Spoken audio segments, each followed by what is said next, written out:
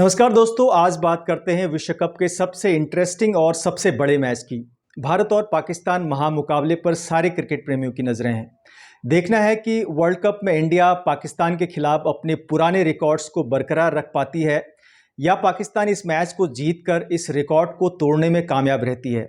ये देखने वाली बात होगी।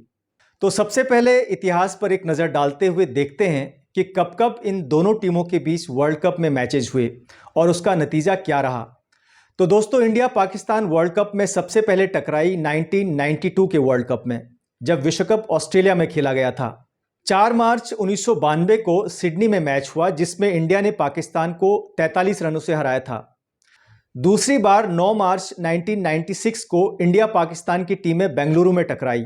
तब इंडिया ने पाकिस्तान को 39 रनों से शिकस्त दी थी। तीसरी बार मैनचेस्टर इंग्लैंड में 8 जून 1999 को इंडिया ने पाकिस्तान को 47 रनों से हराया था। और 2003 में सेंचुरियन में हुए मुकाबले में इंडिया ने पाकिस्तान को 6 विकेट से मात दी। और 2011 वाला मैच मोहाली में हुआ था, तब भी इंडिया ने पाकिस्तान को 29 रनों से हराया था। 2015 में एडिलेड में इंडिया ने पाकिस्तान को 76 रनों से मात दी, तब विराट कोहली ने शतक लगाया था। तो दोस्तों, यह है इंडिया का पाकिस्तान के खिलाफ विश्व कप में रिकॉर्ड। और जब रिकॉर्ड ही अपने साथ हो, माहौल भी अपने फेवर में हो और खिलाड़ी भी बड़े बड़े हों, तो फिर उस टीम को हराना और भी टफ हो जाता है। इसलिए 14 अक्टूबर को होने वाला ये मैच पाकिस्तान के लिए बहुत टफ रहेगा। मैं ये दावे के साथ नहीं कह सकता कि इंडिया पाकिस्तान को हरा ही देगी, लेकिन पाकिस्तान की राह में बड़े कांटे हैं। हालांकि पाकिस्तान ने श्रीलंका के खिलाफ पिछले मैच में जिस तरह 344 रनों को सफलतापूर्वक चेज किया और श्रीलंका को 6 विकेट से हराया, उससे खिलाड़ियों का मनोबल 7वें आसमान पर जरूर होगा। लेकिन क्या पाकिस्तान के लिए इंडिया के खिलाफ 14 तारीख को होने वाला मैच आसान रहेगा? कतई नहीं दोस्तों। वो इसलिए कि अगर दोनों टीमों की तुलना करें तो सिर्फ एक ही खिलाड़ी का अंतर है, वो है शाहिन शाह अफरीदी का। बाकी 10 खिलाड़ियों में इंडिया पाकिस्तान पर भारी है। पाकिस्तान के पास जो खिलाड़ी अब्दुल्ला शफीक और इमामुल हक हैं, उसके बदले इंडिया के पास रोहित शर्मा और शुभमन गिल हैं। पाकिस्तान के बाबर आजम और मोहम्मद रिजवान के सामने विराट कोहली और शार्दुल ठाकुर होंगे। सऊद शकील और इफ्तिकार अहमद के सामने इंडिया की तरफ से केएल राहुल और हार्दिक पांड्या हैं। बॉलिंग लाइनअप में बुमराह, सिराज, अश्विन और कुलदीप यादव के सामने होंगे शाहिन शाह अफरीदी, हैरिस रऊफ, हसन अली, शादाब खान। इसमें शाहिन शाह अफरीदी ज़रूर इंडिया पर भारी है। उनके पास स्पीड है, बाउंस है, बॉल को स्विंग और सीम दोनों कराते हैं। अपने बाउंस से वे इंडियन बैट्समैन को सरप्राइज कर सकते हैं। लेकिन दोस्तों, ये भी देखना होगा कि श्रीलंकाई बल्लेबाजों के खिलाफ शाहिन शाह अफरीदी ज़्यादा कामयाब नहीं हो पाए थे। श्रीलंका के खिलाफ उन्होंने 9 ओवर गेंदबाजी की थी जिसमें उनको सिर्फ एक ही विकेट मिला था। श्रीलंकाई बैट्समैनों ने अफरीदी की गेंद पर 66 रन बनाए। जब वे श्रीलंकाई बल्लेबाज को परेशान नहीं कर पाए, यहाँ तो इंडिया के धुरंधर बल्लेबाज हैं। मेरी नज़र में अगर वो चल गए तो फिर इंडिया के लिए मुसीबत हो सकती है, क्योंकि अपने पहले 5 ओवर में अगर वो रोहित शर्मा और विराट कोहली सहित 2-3 इंडियन बैट्समैन को आउट कर लेते हैं तो फिर इंडियन बैटिंग लाइनअप प्रेशर में आ जाएगी। और प्रेशर में आने का मतलब है बैट्समैन रन गति को बढ़ाने के बजाय विकेट को बचाने की सोचेंगे। ऐसे में रन रेट प्रभावित होगा और इंडिया एक बड़ा टारगेट सेट करने में नाकाम रहेगी। लेकिन अगर वो ऐसा नहीं कर पाए तो फिर इंडिया के बैट्समैन रुकेंगे नहीं और स्कोर बोर्ड पर एक बड़ा टारगेट दिखाई देगा। कभी कभी मुझे लगता है कि कहीं ये मैच एक तरफा न हो जाए। अगर ऐसा हुआ तो फिर एटमॉस्फेयर इलेक्ट्रिक तो होगा, लेकिन मैच बोरिंग हो जाएगा। वो मैं इसलिए कह रहा हूं दोस्तों, क्योंकि पाकिस्तान के खिलाड़ी बहुत ही लो प्रोफाइल हैं। एक ज़माना था जब उनकी टीम में इमरान खान, जावेद मियांदाद, वसीम अकरम, आमिर सुहेल, वकार यूनुस, इंजमाम उलक जैसे हाई प्रोफाइल खिलाड़ी हुआ करते थे, जो अच्छे खिलाड़ी होने के साथ साथ उनकी कम्युनिकेशन भी बेहतर थी। उन्होंने इंग्लैंड में पढ़ाई की थी। लेकिन अब पाकिस्तान में जो ये नए चेहरे आ रहे हैं, वे ज़्यादातर पंजाबी और पश्तो स्पीकर हैं। वहीं दूसरी तरफ इंडिया एक हाई प्रोफाइल टीम है जिसमें विराट कोहली, रोहित शर्मा, शुभमन गिल, केएल राहुल, रविंद्र जडेजा, हार्दिक पांड्या, जसप्रीत बुमराह जैसे बड़े नाम हैं। तो जब आप अपने से बड़े नाम वाले खिलाड़ियों का सामना करते हैं तो आप नेचुरली अंडर प्रेशर हो जाते हैं, और यही पाकिस्तान क्रिकेट टीम के साथ हो सकता है। अब दोस्तों, बात करते हैं पाकिस्तान के की प्लेयर्स की, मतलब वो खिलाड़ी जो इंडिया के लिए मुसीबत बन सकते हैं। उसमें शाहिन शाह अफरीदी और बाबर आजम दो नाम हैं। अफरीदी बेस्ट बॉलर तो हैं ही, साथ ही बाबर आजम दुनिया के नंबर 1 बैट्समैन। लेकिन परफॉर्म वही खिलाड़ी करेगा जिसका अपने नर्व पर कंट्रोल होगा। Same formula applies to Indians also. जो भी भारतीय खिलाड़ी इस हाई वोल्टेज प्रेशर को एब्जॉर्ब करेगा, वही रन भी बनाएगा और विकेट भी लेगा। क्योंकि दोस्तों, बड़े नाम वाले खिलाड़ियों से लोगों की उम्मीदें भी बड़ी होती है और कभी-कभी उम्मीदों के बोझ तले ये खिलाड़ी दब जाते हैं। इंडिया के की प्लेयर्स की बात करें तो ऑब्वियसली रोहित शर्मा, विराट कोहली, शुभमन गिल और केएल राहुल भारत के मुख्य बैट्समैन होंगे। वहीं गेंदबाजी में बुमराह अपना कमाल दिखा सकते हैं। तो ये 4 खिलाड़ी हैं जिन पर बहुत ज़्यादा अपेक्षाएं होंगी। फिर क्राउड, पिच, एटमॉस्फेयर सब कुछ इंडिया के फेवर में होगा। जब इतनी सारी चीज़ें आपको सपोर्ट कर रही हो, तो फिर आपके लिए मैच जीतना आसान हो जाता है। क्यों अब पाकिस्तान की टीम खतरनाक नहीं है और क्यों इंडिया की टीम पाकिस्तान से ज़्यादा खतरनाक है? तो दोस्तों, पाकिस्तान की टीम के खिलाड़ियों के पास अनुभव की कमी है। 15 खिलाड़ियों में से 9 खिलाड़ी पहली बार विश्व कप खेल रहे हैं, तो उनके खिलाड़ियों के पास विश्व कप में खेलने का अनुभव नहीं है। टीम कंसिस्टेंट भी नहीं है, यानी पाकिस्तानी टीम लगातार अच्छा परफॉर्म नहीं कर पाती। कभी ये टीम बड़ी बड़ी टीमों को धूल चटा देती है, तो कभी कभी छोटी टीमों से भी हार जाती है।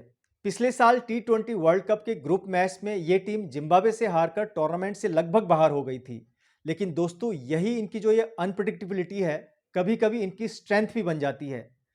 जब लगता है कि ये टीम बिल्कुल खत्म हो चुकी है, तभी यह नींद से जागती है और घायल शेर की तरह खतरनाक बन जाती है। अब इस मैच में इंडिया क्यों खतरनाक है? वो इसलिए खतरनाक है दोस्तों, क्योंकि हमारी टीम पाकिस्तान के मुकाबले एक बैलेंस टीम है। अच्छे स्पिनर हैं, हमारे पास जबरदस्त फास्ट बॉलर हैं, जडेजा, पांड्या जैसे ऑलराउंडर हैं, विश्व की सबसे मजबूत बैटिंग लाइनअप है। खिलाड़ी लगातार अच्छा परफॉर्म कर रहे हैं। ऑस्ट्रेलिया जैसी मजबूत टीम को पहले मैच में हम हरा चुके हैं। फिर इंडिया को अपने घर पर हराना किसी दूसरे टीम के लिए आसान नहीं होता। तो इसलिए इंडिया पाकिस्तान से ज्यादा खतरनाक टीम है। सारे क्रिकेट एक्सपर्टों ने इस बार दांव इंडिया पर लगाया है। उनके अनुसार पहला फेवरेट इंडिया और दूसरा ऑस्ट्रेलिया है। यानी विशेषज्ञों की माने तो इन दोनों टीमों में से कोई एक इस बार विश्व कप जीतेगा। दोस्तों, ये जो नरेंद्र मोदी स्टेडियम है, उसका पहले नाम था सरदार पटेल स्टेडियम। यह अहमदाबाद से करीब 20 से 25 किलोमीटर दूर एक जगह है जिसका नाम है मोटेरा। इसे मोटेरा स्टेडियम भी कहते हैं। जब मैंने इस स्टेडियम पर 2006 में चैंपियंस ट्रॉफी कवर की थी, तब इसे उस समय रेनोवेट किया गया था।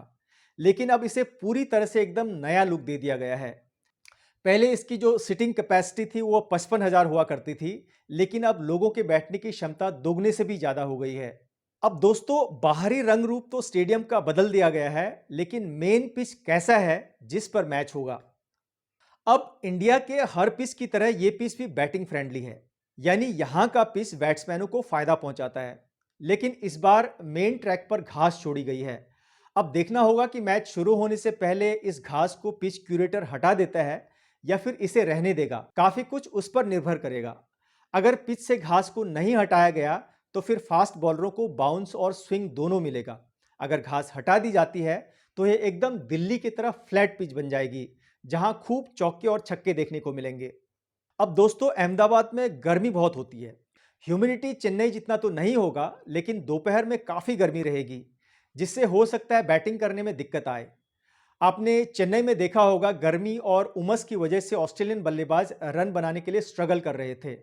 तो हो सकता है ऐसा ही कुछ अहमदाबाद में भी देखने को मिले। आसमान साफ रहेगा तो बॉल स्विंग और सीम नहीं होगी। अगर आसमान में बादल रहे, तो फिर बॉल घूम सकती है। ऐसे में पाकिस्तान के fast bowler, specially Shaheen Shah Afridi, इस कंडीशन का फायदा उठा सकते हैं। मेरे हिसाब से यह मैच 75-25 रहेगा। मतलब 75% चांस है कि इंडिया इस मैच को जीत जाए और पाकिस्तान के चांसेस केवल 25% ही है। उसका रीजन मैं आपको पहले बता चुका हूं। अब एक और सवाल आता है कि क्या शुभमन गिल इस मैच में खेलेंगे? मुझे लगता है दोस्तों, उनको खिलाया जाएगा, क्योंकि वे अब ठीक हैं। उनको पहले दिल्ली आना था, लेकिन वे चेन्नई से सीधे अहमदाबाद चले गए। तो इसका मतलब ये है कि वे इस मैच में खेल सकते हैं। बाकी टीम में कुछ ज़्यादा बदलाव नहीं होगा। शायद अश्विन को फिर से खिलाया जाए, क्योंकि अहमदाबाद की पिच पर उनकी बॉल ज़्यादा घूमेगी। मैच से पहले नाच गाने का कार्यक्रम रखा गया है, जिसमें शायद अरिजीत सिंह गाना गाएंगे। एक लाइट शो भी होगा। रजनीकांत, अमिताभ बच्चन और सचिन तेंदुलकर को गोल्डन टिकट दिया गया है। ये 3 लोग स्पेशल गेस्ट होंगे। मतलब ये कि दुनिया का सबसे बड़ा क्रिकेट स्टेडियम जिसमें 1,30,000 लोगों की कैपेसिटी है, वो बिल्कुल खचाखच भरा रहेगा। सिक्योरिटी काफ़ी तगड़ी रखी गई है, करीब 11,000 सिक्योरिटी पर्सनल तैनात हैं, जिसमें प्राइवेट सिक्योरिटी गार्ड भी शामिल हैं। थ्रेट को देखते हुए स्टेडियम के आसपास पुलिस के लोकल इंटेलिजेंस यूनिट और आईबी वाले भी घूम रहे हैं। कुल मिलाकर स्टेडियम की सुरक्षा में किसी भी तरह की कोई कोताही नहीं बरती गई है, क्योंकि अगर छोटा सा भी कुछ इंसिडेंट हो गया तो फिर पूरा मैच और इंतजाम खटाई में पड़ सकता है। अब दोस्तों एक सवाल जहन में आता है, वो ये कि क्यों इस मैच को ओपनिंग सेरेमनी से भी बड़ा बनाया जा रहा है। ये जो भी कार्यक्रम हो रहे हैं ये तो ओपनिंग सेरेमनी में होता है, पर इंडिया पाकिस्तान मैच से पहले रंगारंग कार्यक्रम क्यों रखा गया है? इसके पीछे दो रीजन हैं। एक, टीवी में देखने वाले लोगों की तादाद में और इजाफा करना है। वैसे इंडिया पाकिस्तान मैच को पूरे वर्ल्ड में लाइव देखा जाता है। इंडिया, पाकिस्तान, बांग्लादेश, नेपाल में तो इस मैच को देखा ही जाएगा, लेकिन इंडियंस और पाकिस्तानी न सिर्फ इंडियन सब कॉन्टिनेंट में रहते हैं, बल्कि ये लोग दुनिया भर में जैसे अमेरिका, यूरोपीय देश, gulf countries, Australia, Japan, Canada, रूस, सब जगह फैले हुए हैं। और ये जो इतनी बड़ी तादाद है डायस्पोरा की, ये लोग सुबह से ही टीवी पर चिपके रहेंगे। और अगर इसमें बॉलीवुड का तड़का लगाया गया तो फिर टीवी पर लाइव देखने वालों की संख्या और ज्यादा बढ़ जाएगी, जिसका मतलब है और ज्यादा नोट बरसेंगे। अब कैसे बरसेंगे? दोस्तों, विज्ञापनों के जरिए। जितनी देर तक लोग टीवी पर चिपके रहेंगे उतनी देर तक महंगे विज्ञापन चलेंगे, मतलब मोटा मुनाफा। मैच तो दोपहर 2 बजे से शुरू होगा, लेकिन डांस और गाने का प्रोग्राम 12 बजे से ही शुरू हो जाएगा। यानी टीवी पर महंगे विज्ञापन 12 बजे से ही चलने शुरू होंगे। मतलब ये कि मैच के दौरान कंपनियां विज्ञापन का जो पैसा पेमेंट करती हैं, उतना ही पैसा 12 बजे से चलने वाले एड पर देना होगा। दूसरी बात ये कि क्योंकि ये मैच नरेंद्र मोदी स्टेडियम पर है और मोदी जी की जो लौह पुरुष और 56 इंच सीने वाली जो इमेज है वो दुनिया को दिखाना भी है। साथ ही इससे ये मैसेज जाएगा कि बीसीसीआई एक एसोसिएशन के रूप में कितनी मजबूत है। उनके पास पैसे की ताकत है। क्रिकेट में इनसे टकराना अन्य किसी देशों के क्रिकेट एसोसिएशन के लिए मुमकिन नहीं है। तो यही वजह है कि इसमें इतना शो ऑफ किया जा रहा है।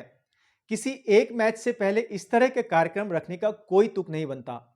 खैर, इंडिया पाकिस्तान मैच को हमेशा से ही स्पेशल ट्रीटमेंट दिया जाता है और इस बार नरेंद्र मोदी स्टेडियम पर कुछ ज्यादा ही हल्ला गुल्ला होगा। इंडिया मैच जीत गई तो फिर कहने ही क्या, अगर हार भी गई तो इस मैच के जरिए बीसीसीआई मोटा पैसा तो बना ही लेगी। तो आप भी इंजॉय करिए इस महामुकाबले की और मुझे इजाजत दीजिए। एक बार फिर मैं आपसे रिक्वेस्ट करूंगा, अगर आपको मेरा ये वीडियो पसंद आया तो इसे लाइक, शेयर और सब्सक्राइब कर दीजिए। मेरा वीडियो देखने के लिए आपका बहुत बहुत शुक्रिया। नमस्कार।